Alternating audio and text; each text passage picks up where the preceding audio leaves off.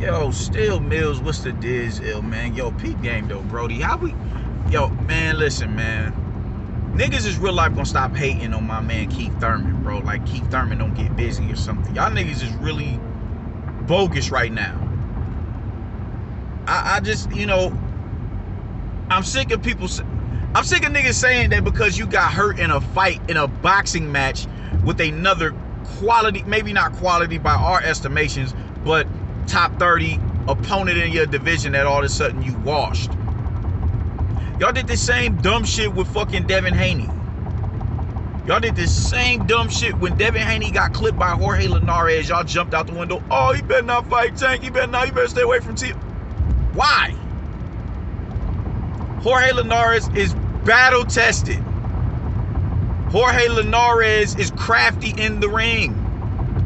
I'm forever gonna go back to this because I've never seen nobody be able to do this to Lomachenko. Hindering his angle, like Teofimo hindered his angles to early on in the fight because Lomachenko likes to get into his spots before he starts throwing off of those angles.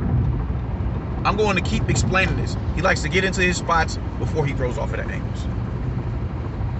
He recognized that and he was able to spin out and pivot with it because I've been studying you. I know exactly. I know you, bro. I studied your moves. I'm on your ass. And he was able to capitalize on it.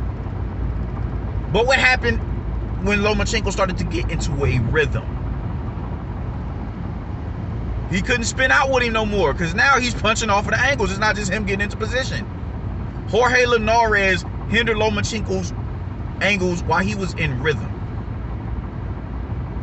That's boxing IQ right there. That's IQ. That's general shit, man. That's having the, okay. That's being crafty in the ring. That's having an understanding of the sport. Okay, cool. I got you. Cool.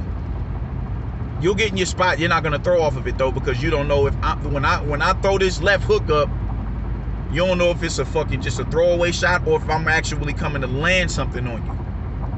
So naturally, you have to defend that.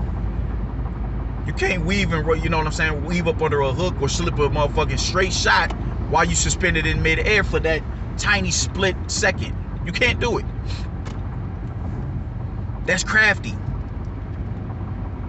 On a Lomachenko, who was a pound-for-pound fighter at that time, and you don't think he would have been able to, you don't think he can find a Devin Haney? Who at that time, up until that time, had not had a credible win on his resume? It's that far gone for somebody to find for Jorge Linares to find a Devin Haney. This is what I'm talking about with y'all, man. Like, y'all niggas lit y'all prisoners of the moment, and how he disrespected him. He clipped him and ushered him into the corner because he's like, yeah, like, nigga, I do this. You got me fucked up, and you know. All that shit gets disregarded or whatever because we disregard the boxing clinic that Devin Haney put on Jorge Linares. We disregard all that shit because we're so fixated on the fact that he got clipped. Now you go back to Keith Thurman, who was fresh off of a fucking layoff for 2 years. I'm sorry, love, I'm gonna have to call you back. 2 years off of a layoff. He comes back into the ring. 2 years off a layoff. Puts on a brilliant performance. Lateral movement, the jab was in motion, combination punching, counter punching, switch hitting. I think he dropped him out of the southpaw stance, if I'm not mistaken. That could have been Leonard that he did that too. I got to go back and rewatch that fight. But it looked like vintage Keith Thurman. Even Lennox Lewis said it don't look like he lost a step. I don't even see ring rust right here. And one thing, a lot of people may not understand this about Jorge Linares, not Jorge Linares, but Josecito Lopez is, he's fought Canelo Alvarez. He got his jaw broke by Canelo Alvarez. Canelo Alvarez, who is a unified world champion at 168 pounds, has a knockout at 75 of Sergey Kovalev, and stood in front of Gennady Golovkin And not just stood in front of him, but pushed him back, turned him into a back foot fighter. Forced Golovkin back. Forced him to fight backing up. I need y'all to understand just the prolific punching ability of a Canelo Alvarez. And how Keith Thurman somewhat pales in comparison to that. You don't think he'll have an easier time with walking through a shot from Keith Thurman? You don't think, to land his shot? And Thurman dropped him. Flash knockdown. In like the second round, I want to say. But because he got clipped by a dude who's been in there with probably the biggest puncher in the next 3 divisions up, he's washed. And because he's washed, Jaron Ennis and Virgil Ortiz would beat him. Man, y'all better get the fuck out of here with that bullshit. People say, oh, Virgil Ortiz, his body work. Okay. That's understandable. It's understandable, but when has Thurman been dropped to the body? He's been hurt to the body, but look at how he recovers. Luis Collazo, he recovered. Luis Collazo isn't Virgil Ortiz, but he's able to recover. Manny Pacquiao, look at how he was able to recover. Ortiz is not Manny Pacquiao. Sean Porter. What are you talking? Well, y'all niggas is bozos with this shit, and how y'all just y'all stay prisoners of the moment, man. Keith Thurman, I don't get it with y'all, man. The minute he's inactive, that's very aggravating, because we want to see Keith Thurman in the ring. He's a very entertaining fighter. One of my personal favorites, as I've said many a times. But he's gonna lose to Virgil Ortiz because Jose Zito Lopez rocked him, or he's gonna lose to Jaron Ennis because Jaron Ennis beat Sergey Lipinets. Mo Hooker and Sergey Lipinets are not Keith Thurman. I'm sorry, they're not. They are not. Mo Hooker was at least a champion. I don't think Sergey Lipinets was ever. I don't ever think he caught a title at 140. He's a good fighter. It's a good win on Jaron Ennis' resume. And the fact that he stopped him, sheesh. I don't want this to come off as I'm being cynical towards Jaron Ennis or nothing like that, man. That kid is incredible. That kid is an incredible fighter.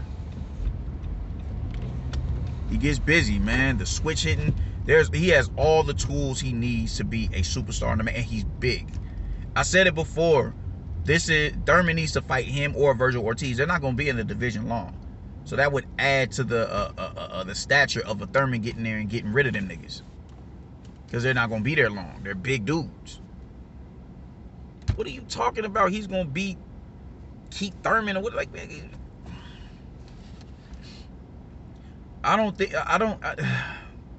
Thurman is a tricky fighter in himself, man, because like I said, he loads up. Like, he gets in position to land the shot. Like, his arm is in position to actually throw the shot, but he doesn't throw it. He takes that split second before he launches the shot. Jaron Ennis opens up a lot. Like I said before, with those uppercuts, he throws them Axel from Streets of Rage uppercuts when he gets into a rhythm. That shit could hinder you as well. Thurman he's fast. He has very fast hands. Very fast and hard hands. This dude can punch. And y'all are just talking about this nigga as if he's yesterday's news. He has one loss against a fucking legend. One loss against a legend. A legend. And now he's just washed. Like, who the fuck is a Keith Thurman? Like, he ain't nobody. Jaron Ennis to do this. Like, what are y'all talking about? Jaron Ennis is nice. I love watching that kid fight. Virgil Ortiz is nice. I love watching that dude fight. Them niggas is nice. They the future. Conor Ben, like, them is. I enjoy watching these upcomers, man. Like, them three in particular. I'm like, yo, man, these niggas is nice. They haven't fought anybody to show that, yeah, Yeah, you know, they can fuck with Thurman. Sergey Lipinets and Mo Hooker they're natural 140-pound fighters. Not welterweights. What the fuck are you niggas talking about? Thurman done knocked out legitimate welterweights. He done floored legitimate welterweights. He's went to war with legitimate welterweights and beat them except one. And because I just really want you, I really want y'all dudes to just really stop living in the moment, take a step back, and think about what it is that you're saying before you say it. I think Thurman needs to fight Jaron Ennis or fight Virgil Ortiz to put him back in a position where he can force the hands of these champions to fight him. I don't think he has much work to do because he only has one loss. His last fight was a title bout, and he lost the title. It happens. You lose the title, it happens. I don't think he should have to start back at the bottom though. But he does have to do a little bit more. I don't think you should just be able to go and get, all right, cool, I'm finna fight Terrence Crawford next. Nah, I don't think that should be the case. He most definitely has to do a little bit more road work. Just a little bit. And he should go out and get one of these pups while they're young. Jaron Ennis, because I think, you know, it's the easiest fight to make. It's the easiest fight to make, and it's more logical than a Sean Porter. Are these birds hitting my car? Like, what the fuck? Lock my door in case a nigga decide to try to run up or something. But yeah, I've said that he should go on. He should most definitely look to go on fight Jaron Ennis. That's a good fight.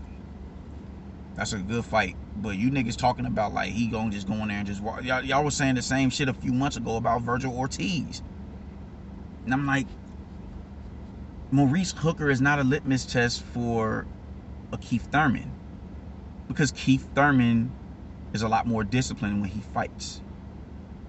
Maurice Hooker is you can draw him into your game plan. He's a trooper. He likes to get in there and brawl that shit out. Thurman knows how to stay on the jab. Thurman knows how to stay on the back foot.